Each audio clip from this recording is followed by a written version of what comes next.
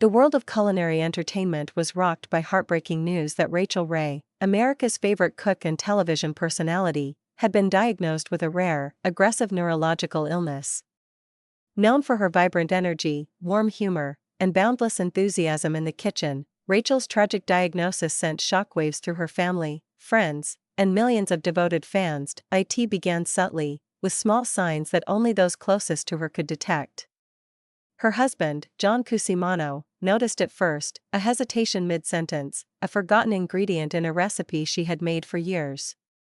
At first, they both brushed it off as fatigue or stress, perhaps even the aftershocks of an incredibly busy career that had spanned decades. But as weeks passed, the lapses became more frequent, and Rachael began to experience bouts of disorientation and unexplained physical weakness. Reluctantly, the couple sought medical evaluation. After a series of tests, scans, and consultations with specialists, they were given the devastating news: Rachael had been diagnosed with a degenerative neurological disease that doctors warned could progress rapidly. The prognosis was grim. Though she might have months, maybe a few good years, ahead, the illness would eventually take away her mobility, her speech, and even her memories. In true Rachael fashion, she responded not with despair, but with grace. She continued filming episodes of her show, determined to bring joy to her audience while she still could. But behind the scenes, John was struggling. The woman he had loved for over 20 years, the woman who lit up every room, who made him laugh daily, who filled their home with the smell of garlic and laughter, was slipping away from him. John, a musician and actor in his own right, made the heartbreaking decision to step away from his own career to care for Rachael full-time. Their estate in Lake Luzerne became both a sanctuary and a place of reckoning. The couple spent their days cooking side by side, walking through the garden, and sharing quiet moments that once would have been filled with the buzz of production teams and guest segments. As Rachael's condition progressed, John began writing letters, hundreds of them, meant for the future Rachael wouldn't be able to share. Letters to her fans, thanking them for their loyalty. Letters to future chefs, encouraging them to lead with love and flavor. Letters to her team, urging them to carry on her vision of accessible, joyful cooking. But most of all, John wrote to Rachael.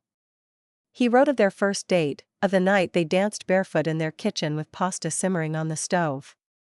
He wrote of the holidays they hosted, the dog they rescued, the nights they stayed up laughing until sunrise.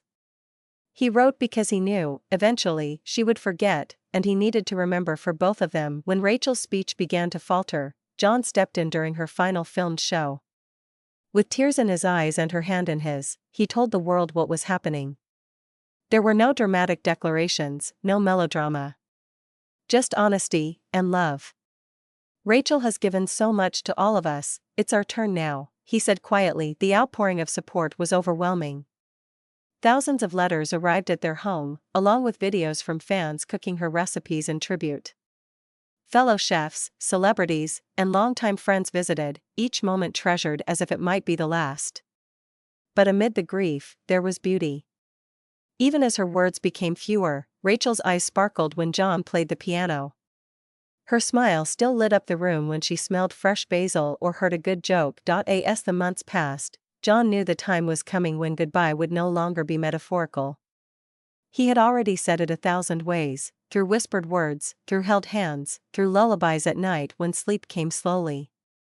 And eventually, when Rachael no longer recognized their home, he said it one final time. But her legacy lived on, in every sizzling skillet, every hearty soup, every simple act of sharing a meal. Rachael Ray had built more than a brand, she had built a feeling, a connection, a community. And though her voice had gone silent, her recipes, and her love, spoke louder than ever. And John, through his tears, kept cooking. One dish at a time,